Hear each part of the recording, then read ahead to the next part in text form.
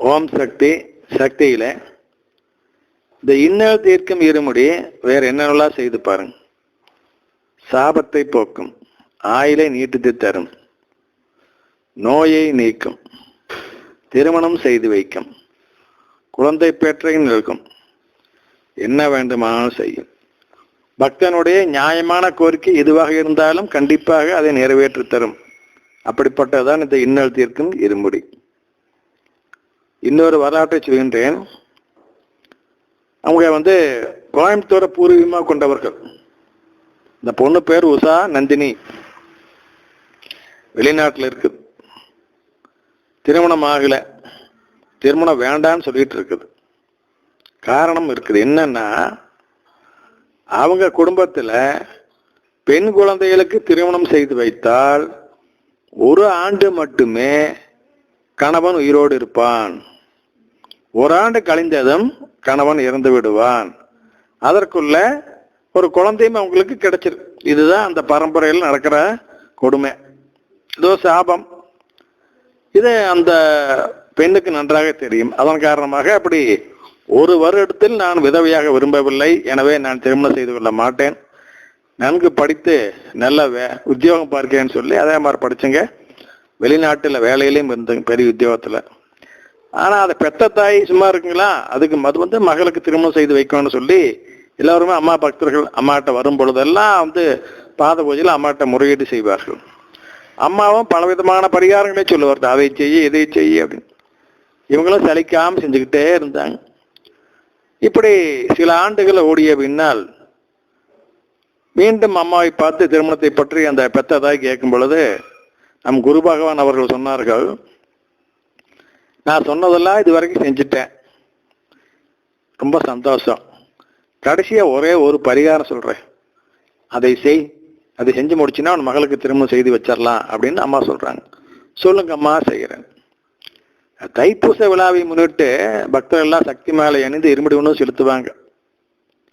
நீயும் உன் மகளும் அதே மாதிரி இருமுடி ஒன்றும் செலுத்தணும். அது மட்டுமல்ல, உன்னுடைய மகளுடைய வயது எவ்வளவோ அதை போன்று 2 மடங்கு இலவச இருமுடி கொண்டு செலுத்தவை அப்படின்னு அம்மா சொன்னாங்க. அவ்வளவுதான், மீதியை நான் பார்த்துக்கிறேன்னு சொல்லி அம்மா சொன்னாங்க. அவங்க ஆலோசனை பண்ணி பார்த்தாங்க. அந்த பொண்ணுக்கு வயசு அப்போ 27. இப்போ 2 மடங்கு இருமுடி அப்படின்னா 54 இருமுடி செலுத்தணும். இந்த 54மே இலவசமாக புது இருமுடின்னு வேற அம்மா சொல்லிக்கிறாங்க.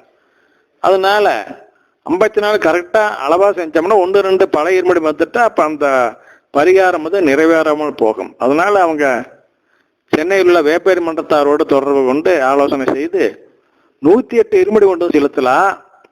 ஒரு சில இருமுடிகள் பழைய இருமுடியா வந்தா கூட புது இருமுடியா நமக்கு தேவையான அளவு 54 கிடைச்சிடும் போலான்னு சொல்லி அதே மாதிரி புது இருமுடியை பெரும்பாலும் தொலாயை பிடிச்சி 108 இருமுடி பக்தர்களை ஏற்பாடு செஞ்சு அவங்கள இருமுடி செலுத்த வச்சு இவங்க செலவில் கொண்டு ஊர்லேயும் கொண்டு விட்டு போட்டு வந்துட்டாங்க சென்னையில்.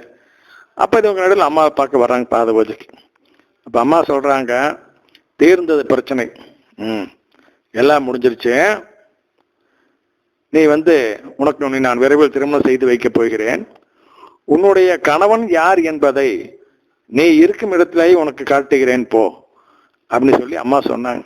அது மட்டுமல்ல, உன்னுடைய வாழ்க்கை எப்படி எப்படியோ மாறி போக வேண்டியாக இருந்தது விதிப்படி. ஆனால் நீ செய்த இந்த இலவச இருமுடியின் காரணமாக அந்த விதியெல்லாம் மாற்றி உனக்கு நான் திருமணம் செய்து வைக்கப் போகிறேன்னு சொல்லி அம்மா சொன்னாங்க. அதே மாதிரிங்க அவங்க வெளிநாடு போய்ங்க அந்த பொண்ணும் தினமும் வேலைக்கு போகிறதுக்கு முன்னால அம்மாவுக்கு வழிபாடு செஞ்சுட்டு தியானத்தில் உட்காந்துட்டு தான் போகும், தியானம் செய்யும். அப்படி தியானத்தில் அமர்ந்து தியானம் செய்யும் பொழுது தன்னை திருமணம் செய்து கொள்ள போகும் கணவன் யார் என்பதை அம்மா அவர்கள் காட்டினார்கள். அவரும் அந்த நாட்டில் ஏதோ ஒரு உத்தியோகத்தில் இருந்தார். சுற்றி வளைச்சு பார்க்க போன அவர் உறவினரும் கூட.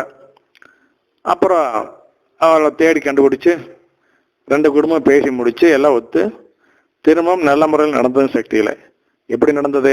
அம்மா அவர்கள் கையாலேயே திருமணம் நடந்தது. அம்மா அவர்கள் வெளிநாடு சென்ற பொழுது அந்த தம்பதிகளுக்கு தன் திருக்கரங்களால் திருமணங்களையும் எடுத்து கொடுத்து திருமணம் செய்து வைத்தார்கள். இப்போ அவங்க குழந்தை கொஞ்சோட நல்ல முறையில் இருக்கிறாங்க. திருமணம் நடந்தே கிட்டத்தட்ட பல ஆண்டுகள் ஆகிடுச்சு. எப்படி பார்த்தீங்களா, 1 வயதில் விதவையாக வேண்டிய இந்த பரம்பரை சாபத்தை, இந்த இன்னல் தீர்க்கும் இருமுடியானது வேரோடு அறுத்து எடுத்து விட்டது. அதனாலதான் சக்தியில இந்த இருமுடிக்கு பேரு இன்னல் தீர்க்கும் இருமுடி ஓம் சக்தி.